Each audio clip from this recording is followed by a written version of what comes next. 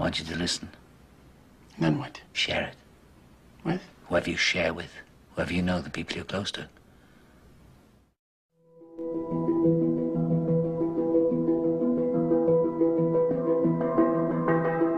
Tonight's talk is consciousness, creativity, and the brain.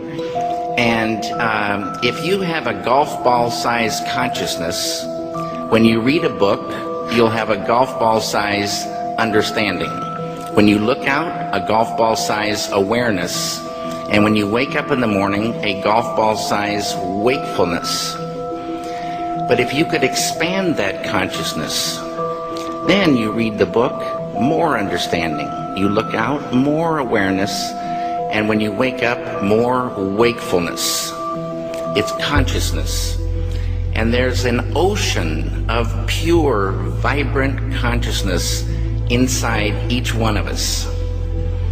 And it's right at the source and base of mind, right at the source of thought, and it's also at the source of all matter. There is no matter as such. All matter originates and exists only by virtue of a force which brings the particle of an atom to vibration and holds this most minute solar system of the atom together. We must assume behind this force the existence of a conscious and intelligent mind. This mind is the matrix of all matter. Matter seems like a good place to begin. The solidity of the world seems totally indisputable. As a fixed thing that you can see and touch, your body is also reassuringly solid. But beginning with Einstein, modern physics has assured us that this solidity is a mirage. All of physical matter, everything we have around us, is the result of a frequency. And what that also means is that if you amplify the frequency, the structure of the matter will change.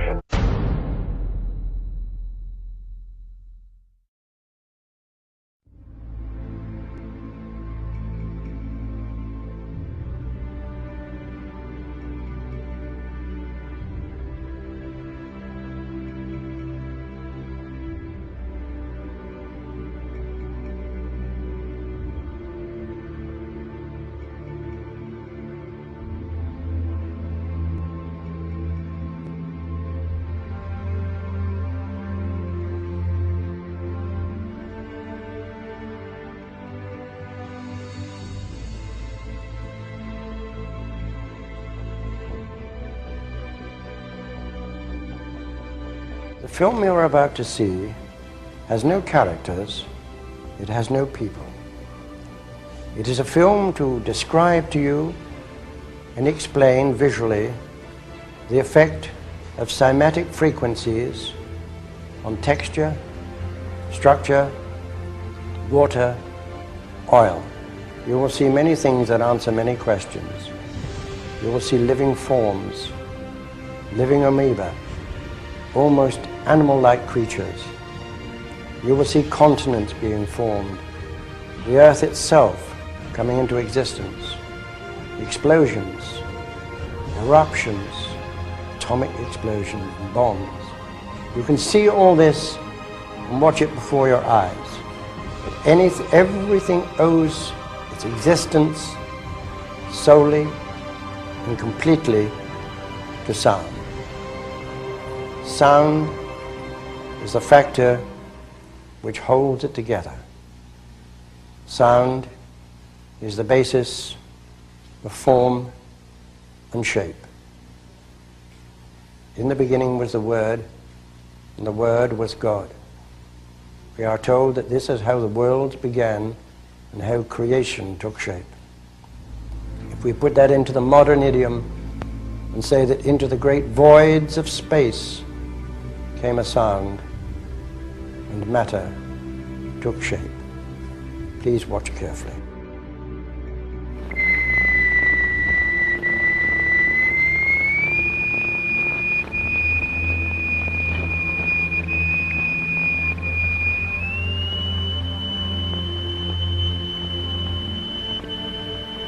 We can also use different shapes of plate. Here we have a triangular plate with a crystal attached to its underside and produce a sonorous figure. We change to a higher note and see a rather more complicated figure.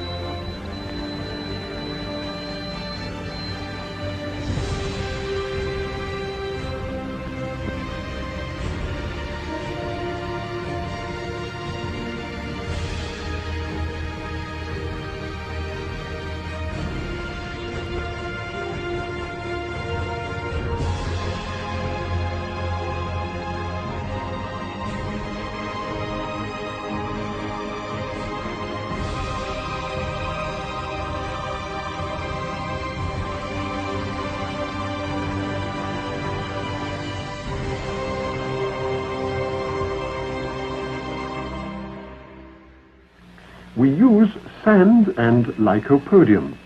The lycopodium moves to the center of the fields and takes up circular shapes. The sand forms the lines. Each material has its own special way of behaving.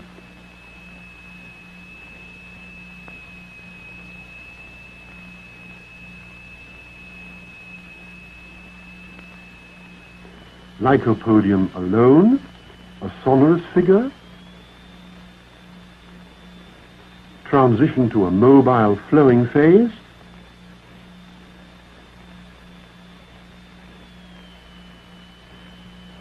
and back again to the figure.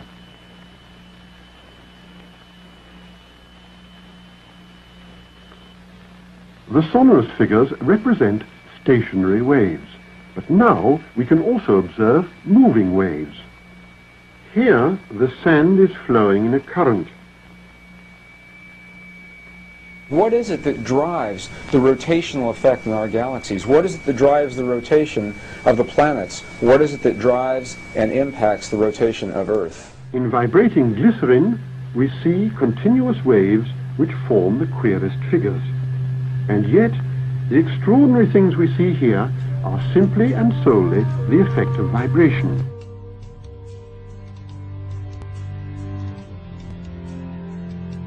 Now, what we've seen up until now are single signals, single frequencies projected into matter. And what you're seeing here now are interference patterns of two or more frequencies resulting in a pulse. The pulse of the human heart, the pulse that drives the blood through the veins in your bodies. What is your heart responding to?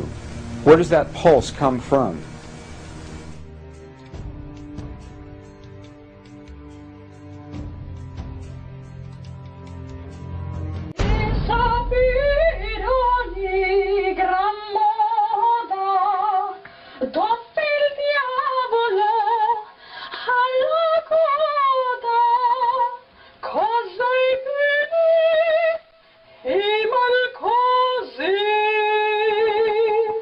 Di sapere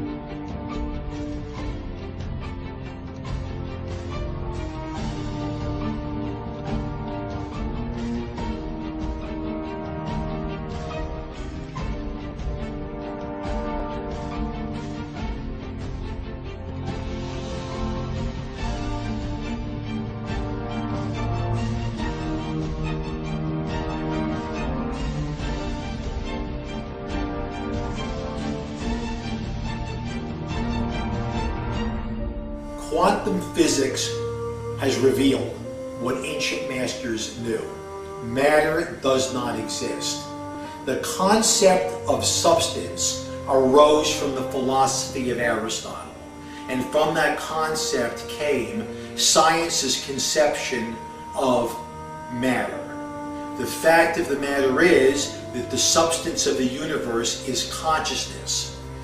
Belief that the substance of the universe is matter leads to what I call a fear-greed dichotomy, as people in their quiet desperation attempt to accumulate as many material possessions and riches as possible.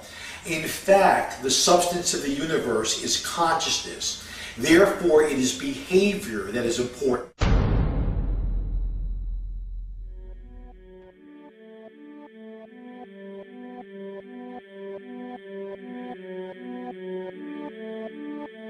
The daily life we perceive with our five senses is not reality. Quantum physics has shown that space and time are illusions of perception. Therefore, our bodies cannot truly be a reality if they occupy this space. Ernest Rutherford performed an experiment in Manchester that revealed to him the shape of the interior of an atom. Scientists were shocked to discover that the atom is almost entirely empty space. The question then became, how could this empty atom possibly make the solid world around us? Our true consciousness does not exist in our brains or in our bodies. But this illusion of our individual bodies, along with the misinformation of our true origins, has manifested the idea that we all think independently from one another. With this misunderstanding, it would seem impossible to scientifically explain telepathy, clairvoyance, spiritual mediums, and other phenomena dealing with transferring information between sources without physical means of communication. But when you understand that there is a common spiritual bond between all things in the universe, and that we are all part of one divine intelligence, no phenomena is unexplainable. The blank matter within the most basic building blocks of perceivable existence is malleable and molded by intent. This means that consciousness shapes our reality. This seems difficult to accept for most, and it is quite understandable. In modern times, we are taught from an early age how to think rationally and tangibly. This is a very left-brain method of education, and it has more harmful effects than it's given credit for. The left brain deals with logic, details, facts, patterns, practicality, science, and math, as the right brain deals with feeling, intuition, symbols, images, risk-taking, philosophy, and religion. With a deliberate push for government-controlled educational curriculums, generation after generation of the youth are being taught to focus only on the facts, figures, and numbers. Repetition is used to train children subconsciously to accept what they're learning. Children aren't rewarded for questioning the validity of the information they receive. They are ridiculed.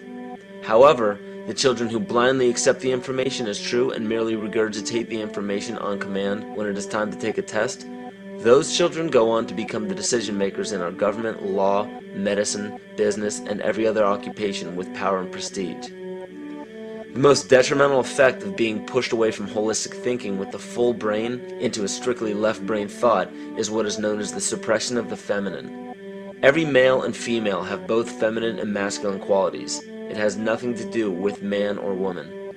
These are represented by the left and right brain, yin and yang, black and white, light and dark, and most every other duality. Both are vital to our spiritual and physical health.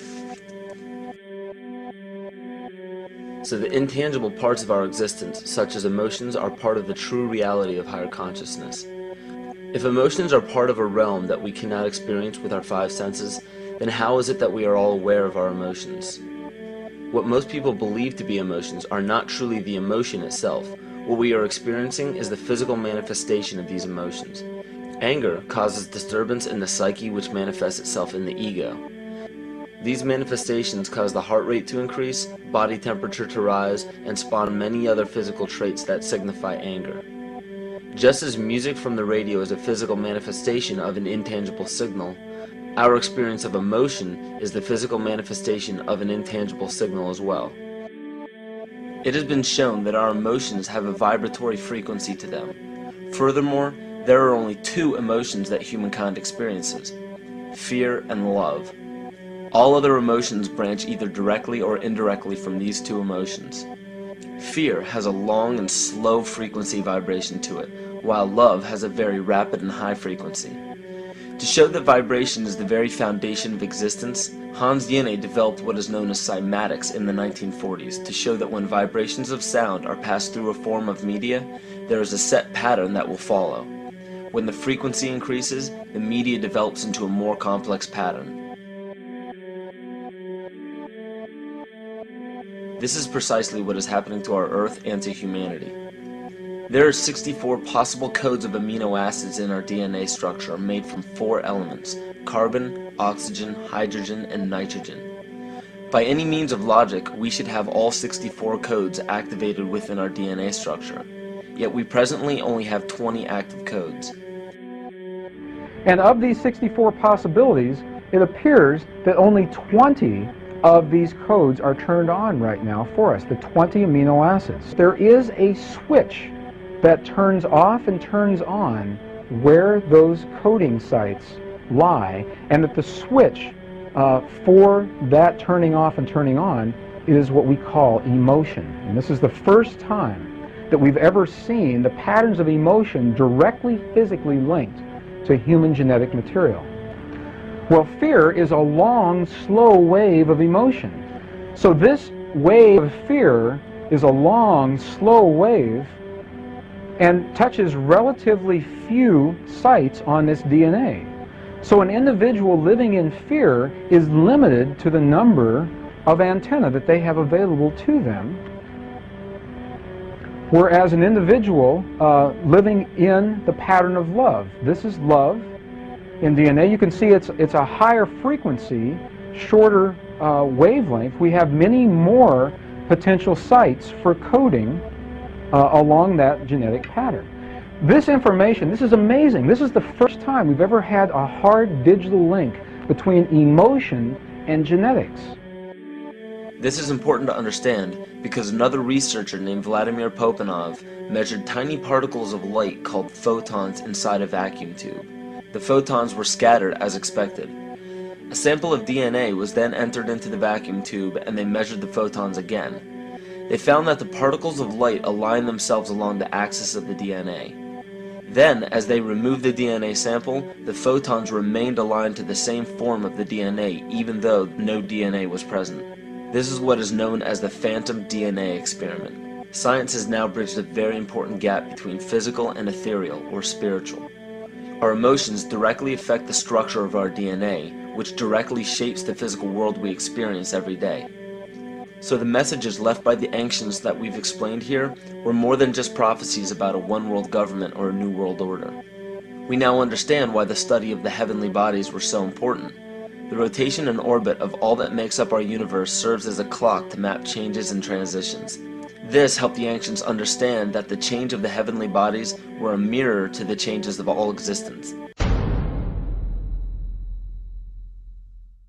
Ron Sakerly, Department Chairman, Chemistry, University of California, Berkeley, showed that DNA acts as an antenna for cellular upregulation. The primary function they taught us about what DNA is about. It's a receiver and transmitter of photons, light, and phonon sound. For what? Cellular upregulation, meaning that they're water molecules, the pyramid power around the DNA spiral energizing strands are taking in the spiritual energy of love vibrations and then sending it out for manifesting, precipitating in a quantum field, the physical matter of the body. These are hertz, frequencies, or cycles per second that the musicians can retune their instruments to play and experiment with. Why? Again, these are the Creator's musical scale, the original solfeggio, buried for 3,000 years in the Bible. So the ancient priests who knew how to levitate the huge stones for the building of the pyramids, and the Masonic knowledge that predated ancient Egypt, the ability to have this information, these frequencies, serve the function of creation, destruction, and miracles on behalf of the empowered people who had access to this knowledge. I say that because of this metaphor.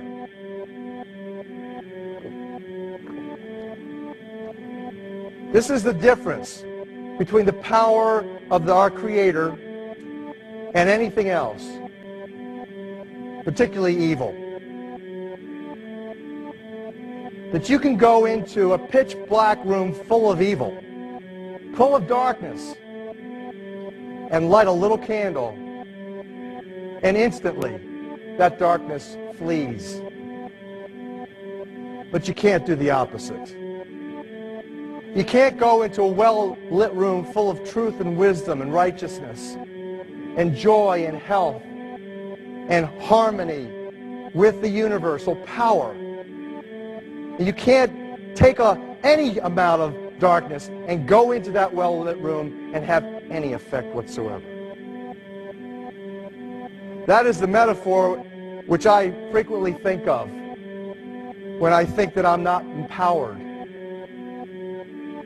It is the greatest lesson for me, and I think for everybody else, to know that we're on the winning side and that we win in the end. As you are watching this, understand that it is not a fight to be fought. It is not a war to be waged.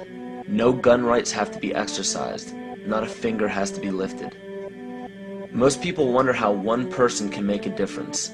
They ask that if all this is so simple and this information is available, why hasn't someone else conquered their fears and changed the world for everyone else? This is the most difficult and beautiful conundrum to our lives. Your reality affects you and only you. Your curiosity has led you to this genre of information to serve a very specific purpose in your life.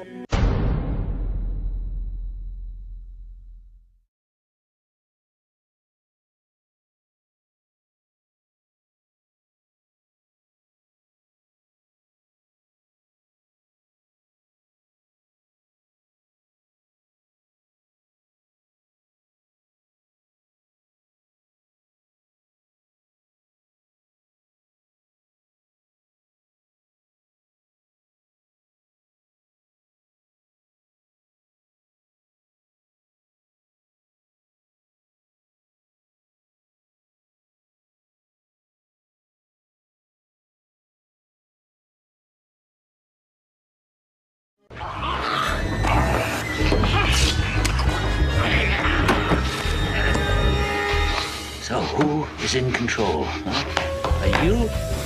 Am I? The guards outside? The warden in his office?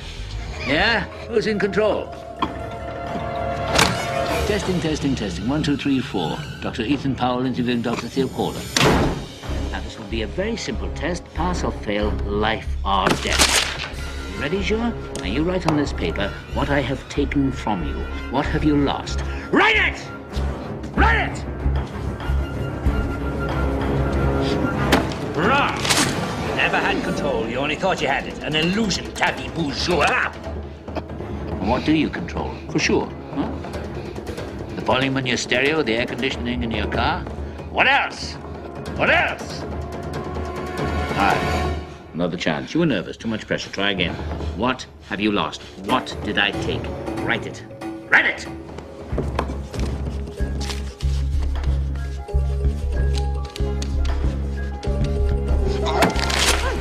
You're a fool, Juha.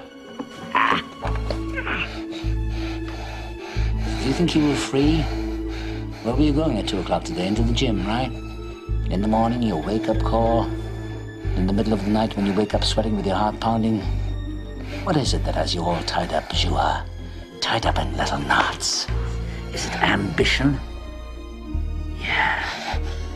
You're no mystery to me, boy. I used to be you.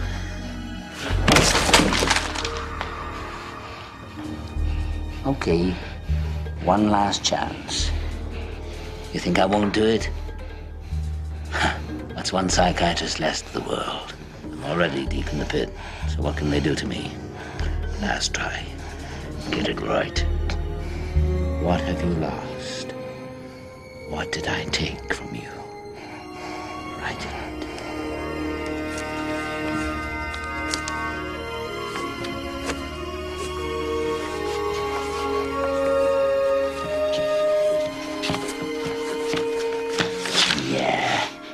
Congratulations.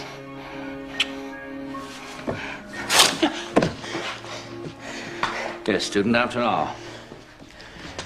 And you've lost nothing but your illusions and a little bit of skin. I want to finish this. Finish what? Telling you what I know. What makes you think what you know is any different than what other people know? I had different teachers.